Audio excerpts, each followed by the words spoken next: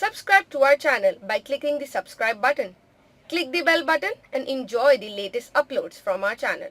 کیا غسل جنابت کو مؤخر کیا جا سکتا ہے، ڈیلے کیا جا سکتا ہے، یا فوراً ہی غسل کرنا واجب ہے؟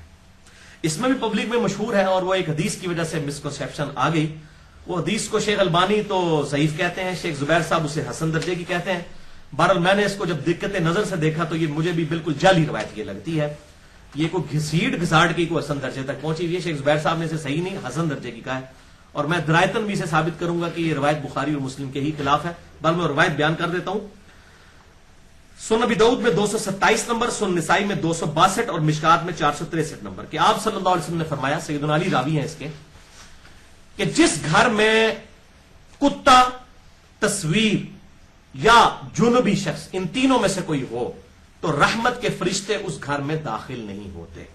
تین چیزیں فرمائی، کتا نمبر 1، نمبر 2 تصویر، اور نمبر 3 جنبی شخص۔ اب تصویر یا مورت اس طرح کی جو عبادت کے طور پہ یا رسپیکٹ کے طور پہ سامنے لٹکی ہوئی ہوگی، البم میں ہوگی، اس کا معاملہ الگ ہے، وہ میں نے مسئلہ نمبر 110A میں ایک سوال میں یہ بتا دی بات۔ ڈومیننٹلی کتا بھی آپ رکھ سکتے ہیں گھر کی باؤنڈری کے باہر، جس طرح پرانے زمانے میں آج کل بھی گاؤں میں حویلیاں ہوا کرتی ہیں، تو وہ ایک گھر کا دروازہ ہوتا ہے اور باہر ایک حویلی کا دروازہ ہوتا ہے، تو حفاظت کے لیے کتا یا شکار کے لیے رکھنا یہ ثابت ہے، یہ بخاری مسلم میں حدیث موجود ہے۔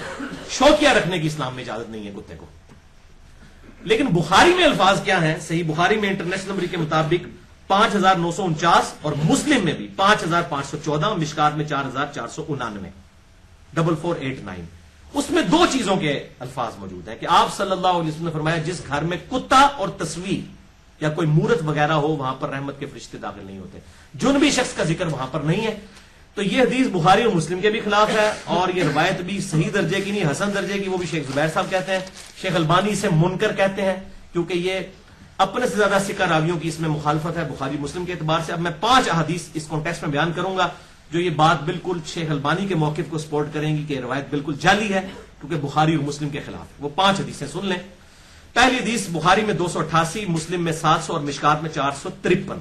اما عائشہ رضی اللہ تعالیٰ عنہ کا بیان ہے کہ جب آپ صلی اللہ علیہ وسلم جنبی ہوا کرتے اور آپ صلی اللہ علیہ وسلم ارادہ فرماتے کھانا کھانے کا یا سونے کا بغیر غسل کیے، تو آپ صلی اللہ علیہ وسلم وضو فرما لیا کرتے تھے، یعنی آپ کھانا کھانے سے پہلے وضو کر لیتے، یا اگر آپ کا جنبی حالت میں ہی سونا ہوتا تو آپ صلی اللہ علیہ وسلم وضو فرما کے سو جایا کرتے۔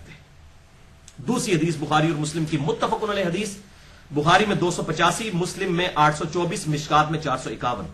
سیدنا ابو ہریرہ رضی اللہ تعالیٰ عنہ کہتے ہیں کہ ایک دفعہ میں آپ صلی اللہ علیہ وسلم کے ساتھ بازار میں سفر کر رہا تھا، میں گھر سے نکلا اور بازار میں سے گزر رہا تھا تو آپ صلی اللہ علیہ وسلم نے میرا ہاتھ پکڑا اور پیار محبت کے ساتھ ہاتھ میں ہاتھ ڈال کے چلنا شروع کر دیا۔ یہ مشکات میں بھی 451 نمبر موجود ہے بخاری اور مسلم کی حدیث۔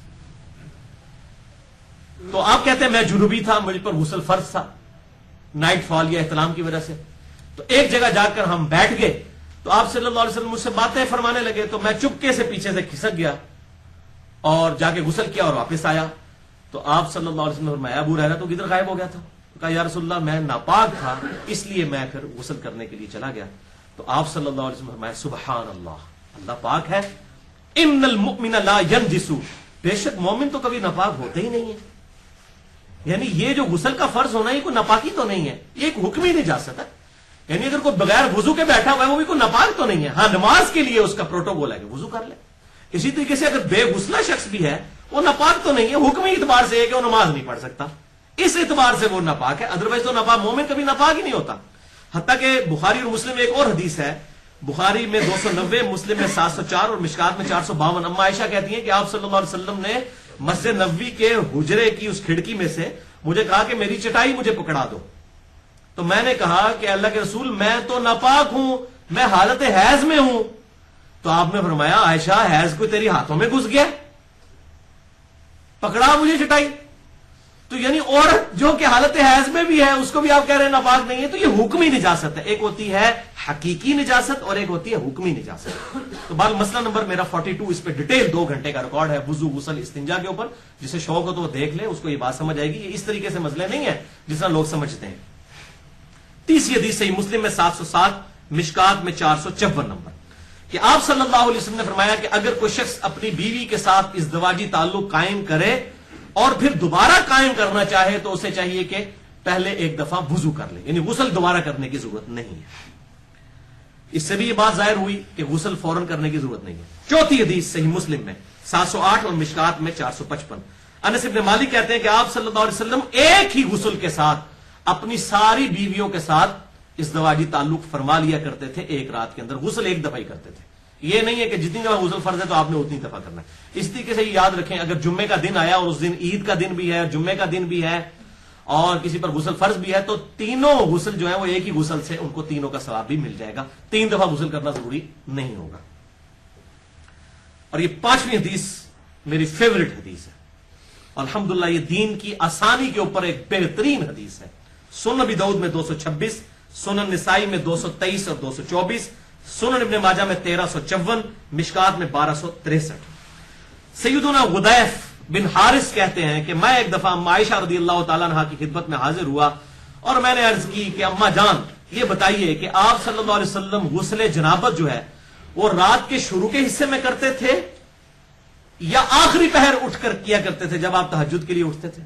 تو اما عائشہ نے کہا کہ اللہ کے نبی صلی اللہ علیہ وسلم کبھی کبھار تو رات کے اول حصے میں ہی غسل فرما لیا کرتے تھے جب جنبی ہوتے تھے، اور کبھی آپ صلی اللہ علیہ وسلم غسل کو مؤخر کر دیتے تھے، رات کے آخری پہر تک اس وقت اٹھ کر غسل فرمایا کرتے تھے۔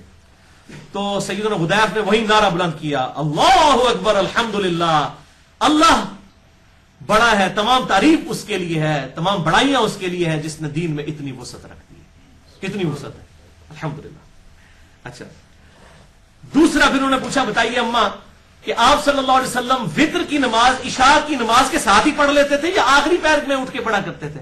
انہوں نے کہا بیٹا کبھی ساتھ ہی پڑھ لیا کرتے تھے اور کبھی آخری پہر اٹھ کر پڑھا کرتے تھے۔ پھر انہوں نے کہا اللہ اکبر الحمدللہ، تمام تعریفیں اس اللہ کے لیے ہے کہ جس نے دین میں اتنی آسانیاں رکھ دی الحمدللہ۔ پھر اس نے پوچھا اما یہ بتائیے کہ آپ صلی اللہ علیہ وسلم جو رات کی نفلی نماز تھی، تہجد کی یا قیام اللیل کی یا نماز وتر، اس میں آپ اونچی آواز کے ساتھ قرات کیا کرتے تھے یا آہستہ آواز کے ساتھ؟ تو آپ نے فرمایا بیٹا کبھی اونچی آواز سے بھی کر لیتے تھے اور کبھی آہستہ آواز کے ساتھ۔ پھر انہوں نے کہا اللہ اکبر الحمدللہ، تمام بڑائیاں اللہ کے لیے ہیں، تمام تعریفیں اللہ کے لیے ہیں جس نے دین میں اتنی وسعت رکھی ہے۔ اس لیے میں کہتا ہوں یہ بہترین حدیث ہے دین میں آسانی کے اعتبار سے۔ باقی جسے شوق ہو تو نماز وتر پر میرا مسئلہ نمبر 130 ہے، قیام اللیل اور تراویح پر مسئلہ نمبر میرا 20 ہے، اور وضو غسل استنجا اور تیمم کے اوپر مسئلہ نمبر 42 ریکارڈڈ موجود ہے، جسے شوق ہو تو دیکھ سکتا ہے۔